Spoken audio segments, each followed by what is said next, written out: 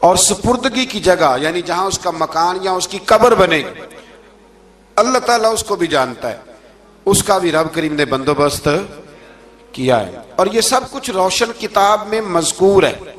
مزید اللہ تعالیٰ نے فرمایا کہ تخلیق کائنات کا مقصد انسان کے خیر و شر کی آزمائش ہے، اس کے بعد کافروں کے حیات بعد الموت کو سحر قرار دینا۔ وہ کہتے تھے یہ جادو ہے، تو جادو قرار دینے اور ان کی سرکشی کا بیان ہے کہ عذاب میں تاخیر کو احسان شمار کرنے کی بجائے مسلمانوں کو تانے دیتے ہیں کہ عذاب کو کس چیز نے روک رکھا ہے۔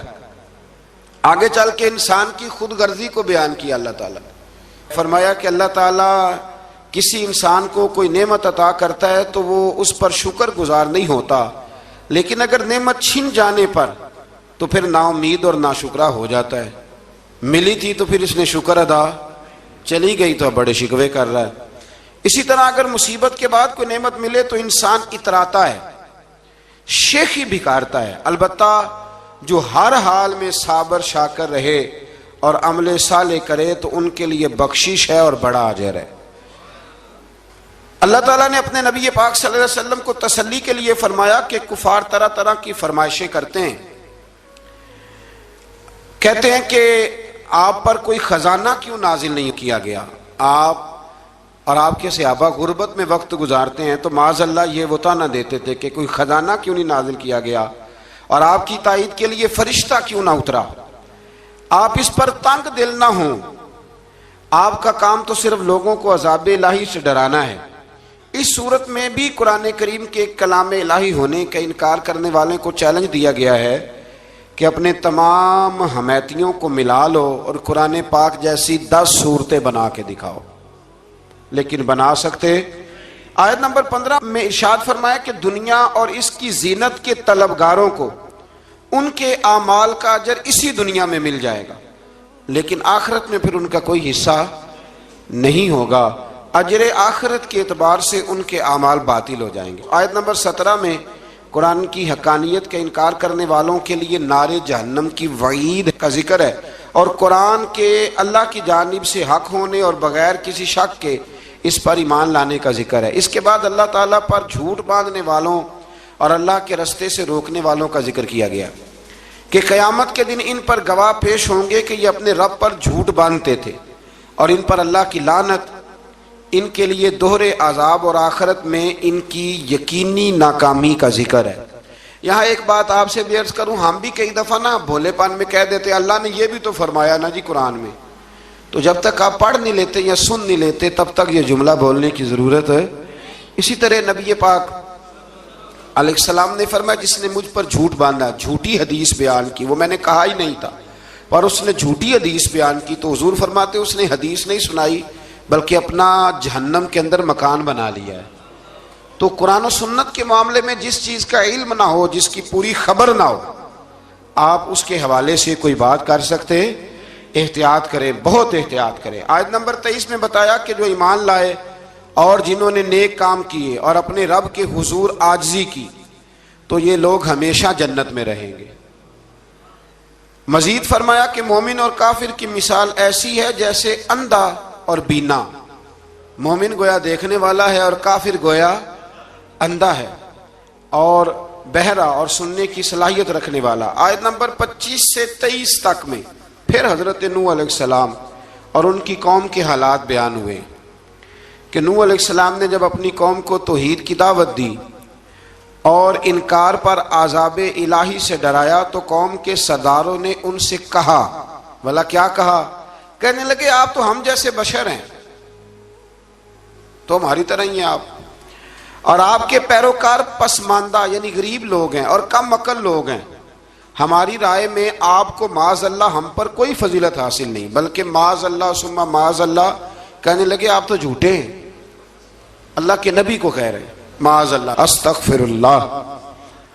نوح علیہ السلام نے جواب دیا کہ میں اپنے رب کی جانب سے واضح دلیل رکھتا ہوں اور اس نے مجھے رحمت سے نوازا ہے، لیکن تم میرے مقام کو سمجھنے کی صلاحیت نہیں رکھتے، تم اتنی صلاحیت رکھتے نہیں ہو اور پھر ارشاد فرمایا کہ میں تم سے دعوت حق کے صلے میں کسی اجر کا طلبگار نہیں ہوں، اور نہ ہی میں اہل ایمان کو اپنے پاس سے دھتکارنے والا ہوں، اور میں نے یہ دعویٰ بھی نہیں کیا کہ میرے پاس اللہ کے خزانے ہیں، اور نہ میں از خود غیب جاننے والا ہوں، اور نہ ہی میں یہ کہتا ہوں کہ میں فرشتہ ہوں، نہ میں یہ کہتا ہوں کہ جن لوگوں کو تم اپنی نظروں میں حقیر جانتے ہو اللہ انہیں خیر سے نہیں نوازے گا۔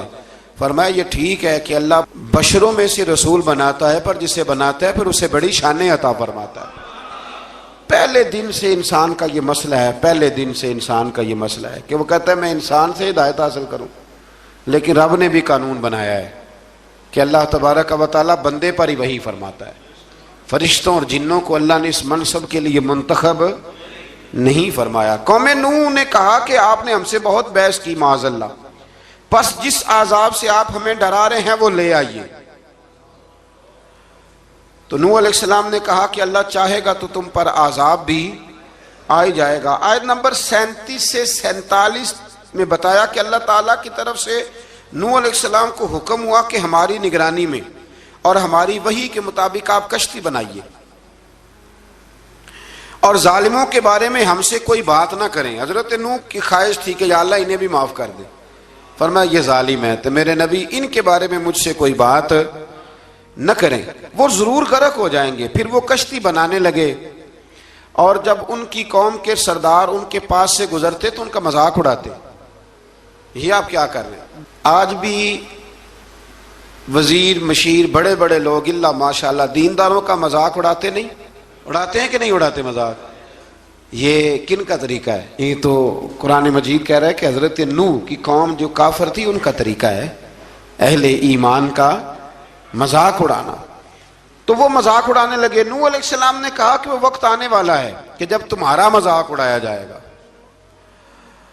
اور تمہیں پتہ چل جائے گا کہ رسوا کن عذاب کس پر آئے گا۔ اللہ تعالیٰ نے فرمایا جب ہمارا حکم عذاب آ پہنچا اور تندور ابلنے لگا، تندور سے آگ نکلا کرتی ہے، پانی نہیں نکلا کرتا، پر نوح علیہ السلام کی قوم پر جب عذاب آیا تو پانی تندور سے نکلا، تندور سے اللہ نے پانی نکالا، جہاں سے پانی نکلا نہیں کرتا، تندور ابلنے لگا۔ اللہ اکبر۔ تو اللہ تبارک و تعالیٰ نے فرمایا تو ہم نے نوح علیہ السلام سے کہا کہ آپ خود اور اپنے گھر والوں کے ساتھ اس کشتی میں سوار ہو جائیں، اور اہل ایمان کو بھی سوار کر لیں، اور ہر چیز کے جوڑے یعنی نر اور مادہ کو سوار کر لیں، اور ان کے ساتھ ایمان والے بہت کم تھے۔ حضرت نوح علیہ السلام دعائیں پڑھتے ہوئے سوار ہو گئے۔ پھر کیا ہوا؟ کشتی انہیں پہاڑوں جیسی موجوں میں لے جا رہی تھی کہ نوح علیہ السلام الگ کھڑے ہوئے اپنے بیٹے سے فرمانے لگے بیٹے ہمارے ساتھ کشتی میں سوار ہو جا اور کافروں کے ساتھ نہ رہو۔ اس نے یعنی نوح علیہ السلام کے بیٹے نے کہا کہ میں آپ کے ساتھ نہیں بیٹھوں گا، ابھی کوئی پہاڑ آئے گا تو میں پہاڑ کی پناہ لے لوں گا۔ اگر کسی نیک آدمی کا بیٹا کبھی غلط نکل آئے تو اس کا مطلب یہ نہیں کہ اس نے تربیت ٹھیک نہیں کی، ہاں یہ اعتراض چھوڑ دیں، اس لیے کہ نوح علیہ السلام کا بیٹا کافر ہو گیا، اور جب سیلاب نظر آیا تو اس سے کہا کہ آجا سوار ہو جا، تو کہنے لگا میں نہیں بیٹھوں گا، میں تو کسی پہاڑ کی پناہ لے لوں گا اور میں اس کے اندر چھپ جاؤں گا اور وہ پہاڑ مجھے پانی سے بچا لے گا۔ نوح علیہ السلام نے کہا آج اللہ کے حکم کے سوا کوئی بچانے والا نہیں ہے سوائے اس کے جس پر اللہ رحم فرمائے۔ پھر ان دونوں کے درمیان موج حائل ہو گئی، ایسے ایک موج اٹھی اور حضرت نوح کا بیٹا ڈوب گیا۔ اور جب حضرت نوح کا بیٹا ڈوبا اللہ کی طرف سے حکم ہوا اے زمین اپنا پانی نگل لے، اے آسمان تھم جا، پانی خوش ہو گیا، اللہ کا فیصلہ نافذ ہو گیا اور کشتی کوہ جودی پر ٹھہر گئی۔ نوح علیہ السلام نے اللہ سے التجا کی کیا میرے پروردگار میرا بیٹا اور میرے اہل سے ہے اور تیرا وعدہ سچا ہے کہ تو میرے اہل کو بچا لے گا۔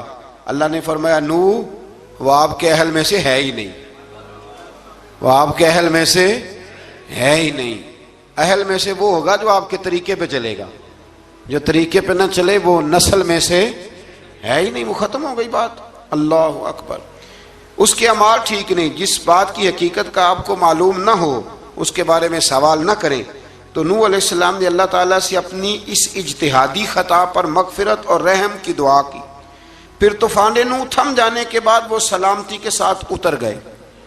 اجتہادی خطا میں نے ایک لفظ بولا ہے، یہ اجتہادی خطا کا مطلب یہ ہے کہ بعض اوقات انبیاء سے ایسی باتیں سرزد ہو جاتی ہیں کہ جو تعلیم امت کے لیے ضروری ہوتی ہیں، تاکہ لوگوں کو پتہ چل جائے کہ اللہ کی بارگاہ میں توبہ کیسے کرنی ہے۔ اگر وہ لوگ توبہ نہ کرتے تو ہمیں توبہ کے طریقے سمجھ میں، یعنی ان سے اجتہادی خطا ہو گئی، کہنے میں کرنے میں کوئی ایسی بات ہو گئی جو بظاہر اللہ تعالیٰ کی رضا والی، تو فوراً معافی مانگ لیتے تھے۔ لیکن اب امتی اٹھ کے کہے کہ نبی گناہ گار ہے، معاذ اللہ۔ حضرت آدم نے دعا مانگی تھی نا، ربنا ظلمنا انفسنا، اے اللہ ہم نے اپنی جانوں پر ظلم کیا، انہوں نے کہا تھا۔ تو اگر کوئی بندہ حضرت آدم کو ظالم کہے گا تو کافر ہو جائے گا، تو اگر وہ کہے کہ وہ تو خود کہہ رہے ہیں، ایک بندہ اڑ جاتا ہے، کہتے ہیں جو خود کہہ رہے ربنا ظلمنا، تو خدا کے بندے وہ اللہ کے نبی ہیں، وہ رب سے کہہ رہے ہیں، وہ عاجزی کے طور پر کہہ رہے ہیں۔ کچھ لوگ اڑ جاتے ہیں، کہتے ہیں خود حضور نے کہا ہے جی انا بشر مثلکم، میں تمہاری طرح کا بشر ہوں، خود نبی پاک نے کہا ہے۔ عجیب بیوقوف بندے ہو، نبی کریم تو کہہ سکتے ہیں پر امتی اٹھ کے نہیں کہہ سکتا۔ اس نے تو کہنا ہے وہ حبیب اللہ ہے، اس نے تو کہنا ہے وہ قیامت میں شفاعت کرنے والے ہیں، امتی نے تو کہنا ہے وہ سارے نبیوں کے سردار ہیں، وہ امام الانبیاء ہیں۔ امتی وہ لفظ ادا کرے گا جو اس کے بنتے ہیں۔ اب کوئی بندہ اٹھ کے کہہ دے، دیکھے نا ایک بہت بڑا عالم تقریر کرتے ہوئے کہے جی میں تو ان پڑھ آدمی ہوں، تو اس کا شاگرد کہے کہ استاد جی قسم اٹھائے آپ نے تقریر میں کہا نہیں میں ان پڑھ ہوں، آپ تو ان پڑھ ہے۔ تو یہ بات ادب ہے کہ بے ادبی ہے؟ چلیں اس سے آگے چلتے ہیں، یہ بھی ذرا مشکل سے سمجھ میں آئے گی۔ ایک اور بات جو جلدی سمجھ میں آ جائے گی، ایم این اے جب اعلان کرتا ہے، تقریر کرتا ہے، الیکشن لڑتا ہے، تو کہتا نہیں میں قوم کا خادم ہوں، کہتے ہیں نا کہ میں قوم کا خادم سے آپ کیا کچھ کراتے ہو؟ سارے کام کراتے ہیں نا۔ خادم کو بندہ یہ بھی کہہ لیتا ہے کہ جھاڑو دے دے گلی میں، کہتے ہو کہ نہیں کہتے؟ تو اس نے بھی تو سپیکر میں کہا میں خادم ہوں، کہو اس سے کہ جھاڑو دے گلی میں آ کے، پھر پتہ کیا حال ہوگا؟ جھاڑو تو نہیں آئے گا اور ہو سکتا ہے کچھ ہے آ جائے۔ تو اس لیے اب کوئی بندہ کہے جی انہوں نے خود کہا ہے، تو ایک کچھ پوری جماعت ہے لوگوں کی جو بات کو سمجھتی نہیں، کہتے ہیں خود کہا ہے میں بشر ہوں، انہوں نے خود کہا میں غیب نہیں جانتا، انہوں نے خود کہا میرے پاس خزانہ کوئی نہیں، انہوں نے خود کہا میرے پاس کوئی شے نہیں۔ تو اس لیے آپ سمجھیں کسی کے لفظوں پر اگر آپ گرا لگا کے بیٹھیں گے تو پھر اس سے بے ادبی ہوگی۔ تو نوح علیہ السلام نے اللہ سے اپنی اجتہادی خطا کی معافی مانگی۔ اب حضرت نوح کو کوئی خطا کار کہے گا تو بہت بڑا مجرم بن جائے گا، اس لیے کہ وہ اللہ کے نبی ہیں۔ آیت نمبر 50 میں قوم عاد کا ذکر ہے، اور ان کی طرف دعوت توحید دینے کے لیے اللہ تعالیٰ نے حضرت ہود علیہ السلام کو بھیجا۔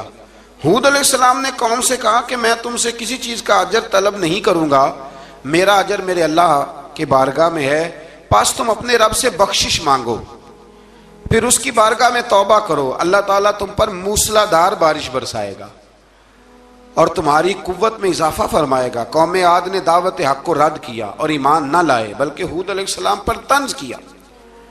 وہ کہنے لگے کہ ہمارے تو معبودوں نے، ہمارے بتوں نے معاذ اللہ آپ کو پاگل بنا دیا ہے، آپ کو مجنون بنا دیا ہے، الٹا حضرت ہود کو کہنے لگے، اس لیے آپ ایسی باتیں کرتے ہیں۔ ہود علیہ السلام نے کہا میں اللہ کو گواہ بناتا ہوں اور تم بھی گواہ رہنا کہ میں تمہارے شرک سے بری ہوں، اور میں اللہ پر توکل کرتا ہوں، اور میں نے رسالت کا حق ادا کر دیا ہے۔ آیت نمبر 58 میں اللہ تعالیٰ نے فرمایا جب ہمارے عذاب کا وقت آ گیا تو ہم نے اپنی رحمت سے ہود اور ان کے ساتھ مومنوں کو نجات عطا کی۔ قوم عاد نے اللہ کی نشانیاں اور رسولوں کو جھٹلایا اور دنیا اور آخرت میں لعنت کے حقدار ہوئے۔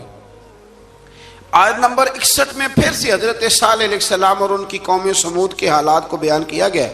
حضرت صالح نے کہا ہے میری قوم اللہ وحدہ لا شریک کی عبادت کرو، اس سے بخشش طلب کرو، اس کی بارگاہ میں توبہ کرو، اس نے تمہیں زمین سے پیدا کیا ہے، اس پر آباد کیا ہے۔ جواب دیا ہے صالح ہمارے آباء و اجداد کے معبودوں کی عبادت کو روکنے سے پہلے ہمیں آپ سے بڑی امیدیں تھیں، اور اب آپ ہمیں روکنے لگ گئے ہیں باپ دادا کے دین سے، لیکن اب ہمیں آپ کی دعوت کے بارے میں شکوک ہیں۔ صالح علیہ السلام نے اپنی قوم سے کہا کہ یہ اللہ کی اونٹنی ہے اور یہ تمہارے لیے نشانی ہے، اسے چرنے کے لیے آزاد چھوڑ دو اور اسے تکلیف نہ دینا، اللہ اکبر، ورنہ تمہیں عذاب پہنچے گا۔ انہوں نے اونٹنی کی کونچیں کاٹ ڈالی۔ صالح علیہ السلام نے کہا تم صرف 3 دن اپنے گھروں میں مزے اٹھا لو، 3 दिन, پھر اللہ کا یقینی عذاب آئے گا. پھر ایک چنگاڑ نے ان کو آ دبوچا, وہ اپنے گھروں میں گھٹنوں کے بل اوندے پڑے رہ گئے. صرف صالح علیہ السلام ان کے ساتھ اہل ایمان اس عذاب سے بچے. یہ 3 قوموں کا ذکر ہو گیا, نوح علیہ السلام کی قوم کا بھی, ہود علیہ السلام کی قوم کا بھی, اور حضرت صالح علیہ. آگے اللہ تبارک و تعالیٰ نے آیت نمبر 69 میں اس بات کا بیان فرمایا کہ حضرت ابراہیم علیہ السلام کے پاس فرشتے بشری شکل میں آئے, انسانی شکل میں. انہوں نے اجنبی مہمانوں کے لیے بچڑے کا بھنا ہوا گوشت تیار کرایا. آپ یقین کریں کچھ باتیں لوگ ایسی بیان کرتے ہیں کہ جن کو نہ سن کے بندے کا دل کرتا ہے کہ اس بندے کو بتائیں کہ یار یہاں تو دین سارا پڑھ. ایک صاحب مجھے کہنے لگے جی میں ایک پیر صاحب کے پاس گیا تھا تو بڑی مرغن غذائیں تھیں, انہوں نے میری بڑی خدمت کی پر مجھے نہیں اچھا لگا, پیروں کو چاہیے سادی روٹی رکھیں. میں کہ تو پیراں واسطے لسٹ بنا خاں انہوں نے کس طرح دا ہونا چاہیے. یہ بہت بڑی مصیبت ہے. اگر آپ سادہ کھانا کھلا دیں تب بھی اعتراض ہے, اچھا کھلا دیں کہنے رولا ہے کوئی پیر چوکھے مالدار, دونوں طرف سے مسئلہ. تو کہنے لگا جی نہیں پیروں کا کیا کام ہے, وہ کڑائیاں اور وہ سارے. تو پھر میں نے انہیں کہا کہ آپ اس طرح کریں, گھر جا کے نا تو 12ویں سپارے کی تلاوت کریں. حضرت ابراہیم نے اپنے مہمانوں کے لیے بھونا ہوا کھانا تیار فرمایا تھا. تو آپ کیا کہیں گے کہ حضرت ابراہیم درویش نہیں تھے؟ عجیب بات ہے بھائی, آپ ہر بات میں اڑ جاتے ہیں. دین ہم نے وہ لینا ہے جو اللہ کا قرآن ہمیں دیتا ہے اور رسول اللہ کی حدیث ہمیں دیتی ہے. جب انہوں نے دیکھا کہ مہمان کھانے کی طرف ہاتھ نہیں بڑھا رہے تو ان کو ڈر محسوس ہوا. حضرت ابراہیم کو فرشتوں نے کہا کہ ہمیں قوم لوط علیہ السلام کے عذاب کے لیے بھیجا گیا ہے. حضرت ابراہیم کی بیوی کھڑی تھی, اس پر وہ مسکرائیں تو فرشتوں نے اللہ کی طرف سے انہیں حضرت اسحاق علیہ السلام اور اس کے بعد حضرت یعقوب علیہ السلام کی بشارت عطا. اسحاق علیہ السلام حضرت ابراہیم کے بیٹے ہیں اور یعقوب علیہ السلام پوتے ہیں, اور یعقوب علیہ السلام کے بیٹے یوسف علیہ السلام. ہاں اللہ اگر چاہے تو 7 نسلوں میں نبوت رکھ دیتا ہے اگر اس کی منشا ہو. تو حضرت یعقوب کی بشارت دی. انہوں نے حیرت سے کہا کہ ہم دونوں میاں بیوی تو بوڑھے ہیں, اس عمر میں اولاد کیسے ہوگی؟ تو فرشتوں نے جواب دیا, اے ابراہیم کے گھر والو, تم پر اللہ کی رحمتیں اور برکتیں ہوں. اللہ کی قدرت پر تمہیں کیوں تعجب ہے؟ اللہ فرماتا ہے کہ بیٹے کی بشارت سن کر ابراہیم کا خوف دور ہو گیا اور پھر وہ قوم لوط کے بارے میں گفتگو کرنے لگے. ابراہیم بہت بردبار, اللہ سے آہوزاری کرنے والے اور اس کی طرف رجوع کرنے والے تھے. اللہ تعالیٰ نے حضرت ابراہیم علیہ السلام کو فرمایا, اے ابراہیم اس گزارش سے آپ گریزہ رہیں, اس کا یقینی فیصلہ ہو چکا ہے اور ان پر نہ ٹلنے والا عذاب نازل ہو کے رہے گا. وہ کیا گناہ کرتے تھے لوط علیہ السلام کی قوم میں میں نے بتایا تھا, مرد مردوں سے بدفعلی کرتے. تو حضرت ابراہیم نے بھی عرض کی, بار بار گزارش کی, بحث کی کہ اللہ مہربانی فرما ان کا عذاب. آپ دیکھیں نبیوں کے حوصلے کتنے بڑے ہیں. قومیں تنگ کرتی ہیں اور طرح طرح کی باتیں کرتی ہیں اور پیغمبر پھر بھی کہتے ہیں یا اللہ مہربانی فرما, اے اللہ ان سے عذاب. آیت نمبر 77 میں حضرت لوط علیہ السلام کی قوم کی بدعمالیوں اور لوط علیہ السلام کے اپنی قوم کو بدعمالیوں کے باعث فرشتوں کی آمد, قوم کے بدعمال لوگوں کے دوڑ کر آنے اور حضرت لوط کو ان کے سمجھانے اور ان کے انکار پر مضطرب ہونے کا ذکر ہے, جس پر فرشتوں نے حضرت لوط کو تسلی دی کہ آپ فکر نہ کریں, ہم آپ کے رب کے فرشتے ہیں, یہ آپ اور ہم تک نہیں پہنچ سکیں گے. آپ رات کے آخری حصے میں قوم کی طرف توجہ کیے بغیر ہجرت فرما لیں, اس لیے کہ صبح کے وقت ان پر عذاب آئے گا. جب اللہ کا عذاب آیا تو اس نے بستی کے اوپر کے حصے کو نیچے کر دیا اور قوم لوط کے اوپر اللہ کی طرف سے لگاتار نشان زدہ پتھر برسائے گئے, لگاتار پتھر آئے. آیت نمبر 84 میں اللہ تعالیٰ نے حضرت شعیب علیہ السلام اور ان کی قوم کا ذکر فرمایا ہے اور ان کے جرائم کو بیان کیا گیا ہے. وہ ناپ تول میں کمی کرتے تھے, دوسروں کو چیزیں کم تول کر دیتے تھے. اللہ تعالیٰ نے ان سے فرمایا کہ فساد فی الارض سے باز آؤ اور اپنے سے پہلے سرکش امتوں کا انجام دیکھ لو. جب حضرت شعیب کی نصیحتوں کا ان پر اثر نہ ہوا تو پھر اللہ تعالیٰ نے انہیں بھی عذاب سے ہلاک کر دیا. آیت نمبر 94 میں فرمایا کہ جب ہمارا عذاب آیا تو ہم نے اپنی رحمت سے حضرت شعیب اور ان پر ایمان لانے والوں کو بچا لیا، اور ظالموں کو ایک زبردست چنگاڑ نے پکڑ لیا تو صبح وہ اپنے گھروں میں اوندے منہ پڑے تھے، گویا وہ کبھی وہاں آباد تھے ہی نہیں۔ آیت نمبر 96 میں حضرت موسیٰ علیہ السلام کو عطا کیے جانے والے 9 معجزات کا ذکر ہے۔ پھر فرعون اور اس کے پیروکاروں کے باطل روش کے باعث ان کی ہلاکت کا بھی ذکر فرمایا، اور دنیا اور آخرت میں انہیں ملعون یعنی لعنتی قرار دیا۔ جن بستیوں کو اللہ تعالیٰ نے ہلاک کیا ان میں سے بعض کے آثار موجود ہیں اور بعض کے آثار تک معدوم ہو چکے، ان میں سے ہر بستی والے اپنے ظلم کے باعث ہی ہلاک ہوئے۔ اللہ تعالیٰ کسی پر ظلم نہیں فرماتا، لوگ خود اپنی جانوں پر ظلم کرتے ہیں۔ جو شخص عذاب آخرت سے ڈرتا ہے اس کے لیے اس میں نشانیاں موجود ہیں۔ آیت نمبر 106 سے اللہ تعالیٰ نے انجام کے اعتبار سے لوگوں کی 2 قسمیں بیان کی، 2 قسمیں فرمایا، ایک ہیں سعادت مند لوگ اور دوسرے ہیں بدبخت۔ فرمایا بدبختوں کا ٹھکانہ جہنم ہے جس میں وہ ہمیشہ رہیں گے، اور نیک بختوں کا ٹھکانہ جنت ہے، وہ ہمیشہ اسی میں رہیں گے، اور ان کے لیے اللہ کی طرف سے نا ختم ہونے والی عطائیں۔ آیت نمبر 110 میں حضور صلی اللہ علیہ وسلم کو تسلی دی گئی کہ جس طرح یہ لوگ قرآن کے بارے میں اختلاف کرتے ہیں، اسی طرح قوم موسیٰ نے تورات کے بارے میں بھی اختلاف کیا تھا، اور اللہ نے ان کے اعمال کا پورا بدلہ انہیں دیا۔ آیت نمبر 112 سے سرکشی کو چھوڑ کر احکامات دین پر استقامت اختیار کرنے اور ظالموں کے ساتھ میل جول رکھنے سے بچنے کا حکم دیا گیا ہے، اور فرمایا کہ ظالموں سے میل جول کا انجام دوزخ کی آگ ہے۔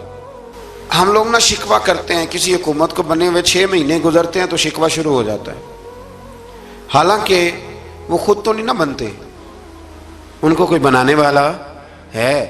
تو ظالم کا جو مددگار ہوتا ہے وہ بھی ظالم ہوتا ہے، اس لیے احتیاط کریں۔ اور یہ صرف سیاستدانوں کی بات نہیں، دنیا کے ہر معاملے میں آپ غور کریں کہ آپ کسی ظالم کے مددگار تو نہیں۔ اللہ تعالی ہمیں حق پر استقامت عطا فرمائے۔ آیت نمبر 114 میں دن کے دونوں طرفوں میں اور ابتدائی رات کے کچھ حصے میں اللہ تعالیٰ نے نماز قائم کرنے کا حکم دیا ہے، رات کے کچھ حصے میں بھی نماز پڑھنی چاہیے، اور یہ بھی بتایا کہ بے شک نیکیاں گناہوں کو مٹا دیتی ہیں، اور یہ نصیحت قبول کرنے والوں کے لیے نصیحت ہے۔ آیت نمبر 120 میں اللہ تعالیٰ نے فرمایا کہ ہم آپ صلی اللہ علیہ وسلم کو رسولوں کی تمام خبریں آپ کے دل کی تسکین اور تقویت کے لیے بیان کرتے ہیں، اور ان میں مومنوں کے لیے نصیحت اور عبرت ہے کہ ان ساری باتوں سے عبرت پکڑ لو۔ بچہ صرف وہی جو اللہ کے نبیوں کے طریقے پہ چلا اور نبیوں کے ساتھ رہا، باقی بچ سکے نہیں۔ اللہ تعالیٰ کی طرف سے توحید و رسالت اور وقوع قیامت کے دلائل بھی ہیں۔ آیت نمبر 123 میں فرمایا کہ آسمانوں اور زمینوں میں سب غیب اللہ ہی کے ساتھ مختص ہیں، اور ہر کام اسی کی طرف لوٹایا جاتا ہے۔ آپ اسی کی عبادت کیجئے، اسی پر توکل کیجئے، اور آپ کا رب لوگوں کے اعمال سے غافل نہیں ہے۔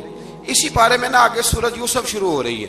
اس کو اللہ تعالیٰ نے کہا ہے کہ یہ بڑا پیارا قصہ ہے، احسن القصص کا، قصوں میں سونا قصہ۔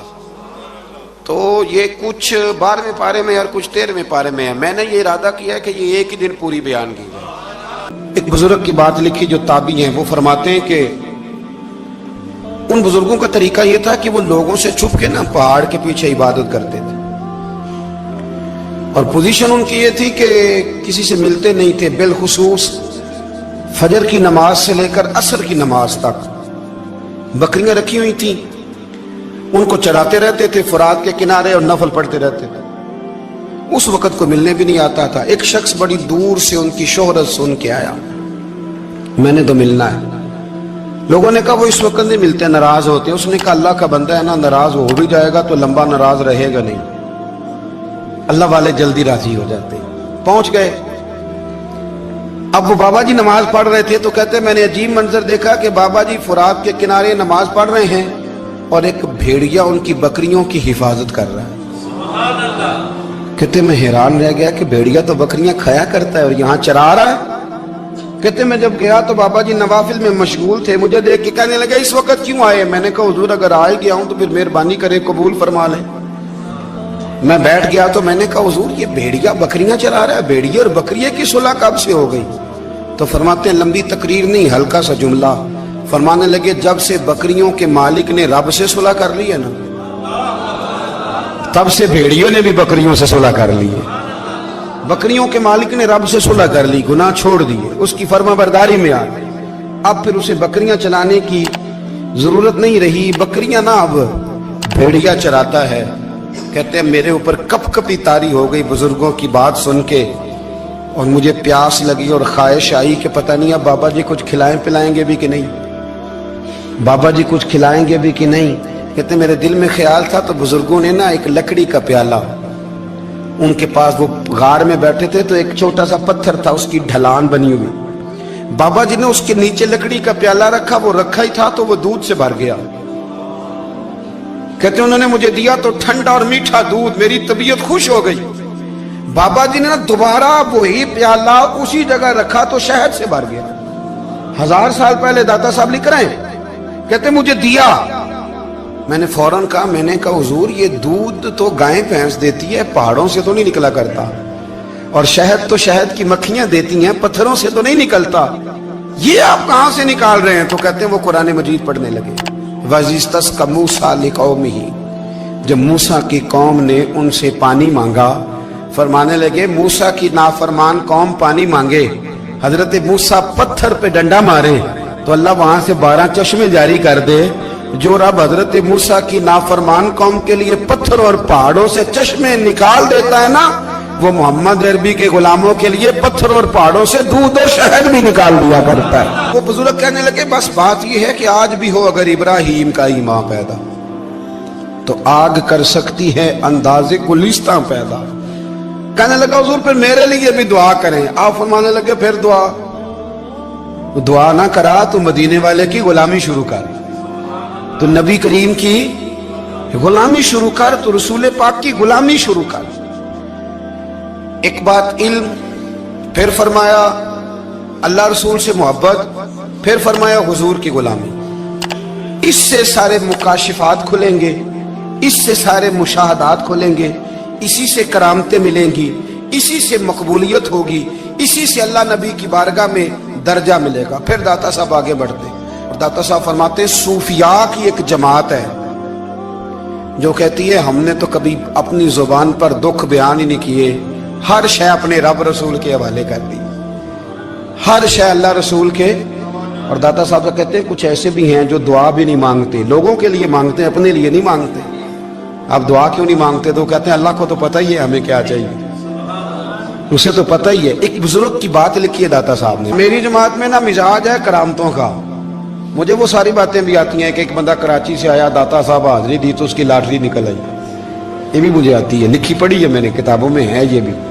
ایک بندہ، یہ ساری باتیں نا آتی ہیں کرامتوں میں، بڑی ساری چیزیں لوگ بیان کرتے ہیں کہ میں وہاں آیا اور میں نے حاضری دی تو موج لگ گئی، یہ ساری باتیں آتی ہیں۔ ہمارے پرانے بزرگ اور بھی قصے سنایا کرتے تھے، ساری ہمیں چیزوں کا پتہ، پر جو عنوان ہے نا وہ حضرت شیخ ابو نور کہتے ہیں کہ ایک بندہ داتا صاحب کے مزار پہ گھوم رہا تھا، داتا 10 روپے دے، 10 روپے دے، 10 روپے دے، تو ایک بندہ بڑی دیر سے اسے دیکھ رہا تھا، وہ کہنے لگا داتا نے تجھے کیا دینا ہے، ادھر آ میں دوں۔ اس نے 10 دیے، بندہ بڑا حسین تھا، ہنس پڑا، کہنے لگا داتا تیرے بھی صدقے جاؤں، دلانے لگا تو منکر سے ہی دلوا دیے، جو نہیں مانتا اسی سے دلوا دیے۔ وہ بڑا پریشان ہوا، میں اور چکر میں تھا، اس نے میرے اوپر ہی جڑ دی ہے بات، کہنے لگا داتا تیرے صدقے جاؤں۔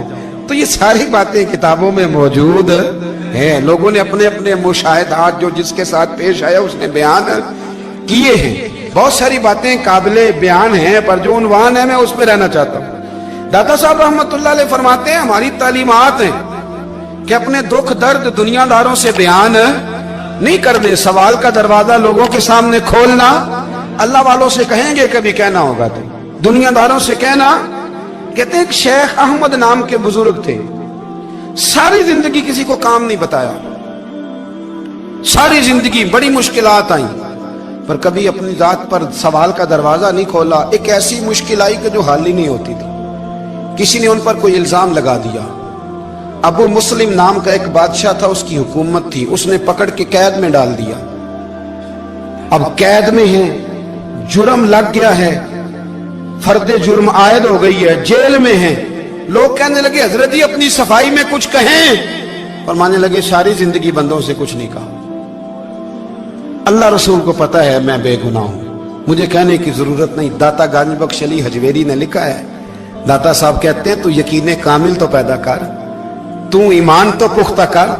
दाता साहब कहते हैं वो अबू मुस्लिम जो बादशाह था वो नेक आदमी था, उसे रात को ख्वाब में नबी करीम की जियारत नसीब हुई और हुजूर सैयद आलम सल्लल्लाहु अलैहि वसल्लम फरमाने लगे तूने अल्लाह का एक नेक बंदा जेल में डाल दिया, डर नहीं आता, वो तो बेगुनाह है।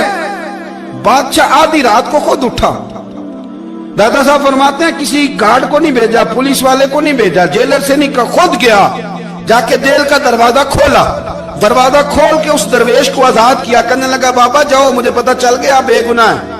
बाबा जी सलाम करके जाने लगे तो बादशाह फिर आगे आया, हाथ बांधे, हाथ चूमे, कहने लगा हुजूर आप बड़े नेक हैं, मेरे लिए कोई हुक्म हो तो बताइएगा, मेरे लायक को खिदमत हो तो बताइएगा।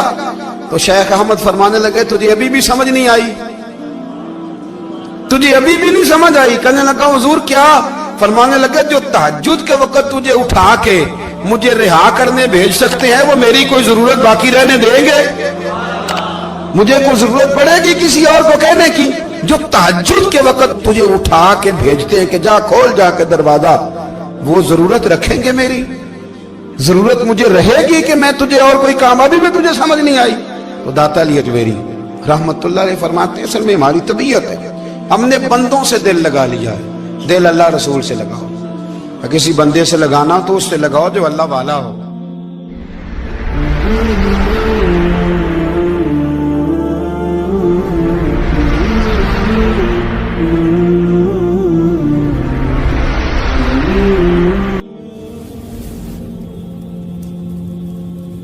ये वाला रंग तेरे अंदर कोई नहीं। अबू सुफियान आए उन दिनों जिन दिनों हालात बड़े कठिन थे, इख्तलाफ शिद्दत का था। अबू सुफियान आए हुजूर की बारगाह में, आए किस लिए? मक्के में कहत पड़ गया है, बारिश नहीं होती। उधर उस समामा बिन असाल यमामा कबीले के सरबराह कलमा पढ़ के मुसलमान हो गए। सारी गंदम उस कबीले से आती थी। समामा कहने लगा तुम मेरे मुस्तफा को नहीं मानते, कोई गंदम नहीं, भाग जाओ। एक बारिश कोई नहीं, दूसरी गंदम कोई नहीं। अबू सुफियान तड़प के दरे रसूल पे हाजिर हुए। अभी थोड़े दिन गुजरे हैं, ओहद में हुजूर के दांत शहीद किए, अभी थोड़े दिन गुजरे हुजूर को सताया है, अभी थोड़े दिन गुजरे हजरत अमीर हमजा का कलेजा निकाल के चबाया है, अभी थोड़े दिन गुजरे हजरत अनस बिन नजर की गर्दन काटी, अभी थोड़े दिन गुजरे अब्दुल्ला बिन जहाज के टुकड़े किए, अभी थोड़े दिन गुजरे हुजूर को सताया है, तड़पाया है। पर हजरत अली शेर खुदा फरमाते मैं मानने वाला उस रसूल का हूं, इसके दांत शहीद हो गए, ओहद के अंदर सारी दाढ़ी लहू से भर गई। फरमाते मैं रो पड़ा और मैंने कहा महबूबा अब नहीं मुझसे बर्दाश्त होता, दुआ करें अल्लाह इन पे अज़ाब नाज़िल करे। उठाए हाथ, आप दुआ करेंगे तो अल्लाह तबारक व तआला दो पहाड़ियों में पीस डालेगा। हजरत अली कहते हैं मैंने अर्ज की तो हुजूर ने हाथ उठाए और दुआ क्या दी, अल्लाहुम्मा हदी कौमी फइन्नहुम ला यअलमून, ऐ अल्लाह मेरी कौम को हिदायत दे दे, ये जानते नहीं ये क्या कर रहे हैं। अल्लाह इन्हें हिदायत दे। ये इखलाक हसना का मेयार। थोड़े दिन पहले हुजूर के साथ ये रवैया। अबू सुफियान अब बेहाल हो गए, बच्चे भूख से मरने लगे, जानवर प्यास से मरने लगे। अबू सुफियान छुपता छुपाता कहने लगा चारा कोई नहीं, मुस्तफा के पास जाना ही पड़ेगा। अबू सुफियान मदीने पहुंच गए। जब पहुंचे ना तो अबू सुफियान की अपनी साहिबजादी हजरत उम्मे हबीबा उम्मुल मोमिनीन थी, रसूलुल्लाह की ज़ौजा थी। अबू सुफियान जब आए तो हजरत उम्मे हबीबा के पास सीधे उनके घर गए बेटी से मिलने। हुजूर का बिस्तर बिछा हुआ था, हजरत उम्मे हबीबा हुजूर की ज़ौजा उम्मुल मोमिनीन बिस्तर बिछाए। अबू सुफियान बैठने लगे, जनाब उम्मे हबीबा कहने लगी अब्बा जी ठहर जाएं। वो ठहरे तो बिस्तर समेट दिया। कहने लगे बेटी शायद तेरे घर में कोई कीमती बिस्तर नहीं, गुर्बत छुपाने के लिए बिस्तर समेट रही हो। जनाब उम्मे हबीबा कहने लगी अब्बा तो मुसलमान नहीं ना हुआ, अभी तेरी सोच काफिरों जैसी है, तू यहाँ आके खड़ा होना जहाँ मैं खड़ी हूँ, फिर तुझे रसूलुल्लाह की मोहब्बत के रंग का पता चले। तू अभी खड़ा वहां है जहाँ तुझे कुफर ही कुफर सुनाई और सुझाई देता है। بستر اس لیے نہیں سمیٹا کہ معاذ اللہ کم قیمت تھا، میں نے اس لیے سمیٹا ہے کہ تو نجس ہے، ناپاک ہے، ابھی کلمہ نہیں پڑھتا۔ اور یہ اس رسول کا بستر ہے کہ جو بستر میں موجود ہوتے ہیں تو جبریل امین قرآن لے کے تشریف لے آتے ہیں، ذرا وجود اس قابل نہیں کہ یہاں بٹھایا جائے۔ نبی پاک صلی اللہ علیہ وسلم کی بارگاہ تک ابو سفیان آئے۔ ابو سفیان کہتے ہیں مجھے امید نہیں تھی، ابھی سوچ نہیں نا بدلی تھی، کہتے مجھے امید نہیں تھی، میرا خیال تھا وہ شکوے کریں گے، شکایتیں کریں گے، وہ کہیں گے تم نے بھی تو بڑا کچھ کیا ہے نا۔ ابو سفیان کہتے ہیں میں قربان جاؤں، میں نے یہ رنگ دیکھا تو مدینے کی فضا ویسے ہی بڑی ٹھنڈی تھی، لیکن مصطفیٰ کریم کے ساتھ جب میں نے بات کی تو میرے وجود پر گریا طاری ہو گئی، میرے اوپر کیفیت طاری ہو گئی، میں تڑپنے لگا۔ کہتے ہیں میں نے کہا محبوبہ میں آیا ہوں، آپ کا کلمہ پڑھتے ہی سمامہ نے گندم بند کر دی ہے، بارشیں رک گئی ہیں، مکے کے لوگ بھوک اور پیاس سے مرنے لگے ہیں، محبوبہ بیٹیاں روتی ہیں، یا رسول اللہ مائیں ان کی چھاتیوں میں دودھ خشک ہو گیا ہے، بچے بلکتے ہیں۔ ابو سفیان کہتے ہیں میں دشمن تھا، سارے مکے کے لوگ دشمنی کرتے تھے، لیکن جب میں نے یہ لفظ کہے نا، اچانک میری نظر اٹھی تو مصطفیٰ کریم کی تو آنکھیں آنسو برسا رہی۔ کہتے ہیں میری بات بھی مکمل نہ ہوئی، حضور نے پہلے رکا منگوایا، سمامہ کے نام فرمایا پہلے تو انہیں غلہ اپنی مرضی سے دیتا تھا، اب تیرے نبی کا حکم ہے کہ پہلے سے بڑھ کر تو انہیں غلہ دینا ہے۔ اور پھر میرے مصطفیٰ نے ہاتھ اٹھائے۔ اور بھائی مشکل ہوتا ہے، مشکل ہوتا ہے، سگے بھائی کے لیے لوگ دعا نہیں کرتے، کہتے میرا شریکہ ہے، ساس بہو کے لیے بہو ساس کے لیے دعا نہیں مانگتی، کہتے اختلاف ہے، لوگ لوگوں کی زندگی نہیں مانگتے، بیماری میں شفا نہیں مانگتے۔ ابو سفیان کہتے ہیں آمنہ کے لال تیرے قربان جاؤں۔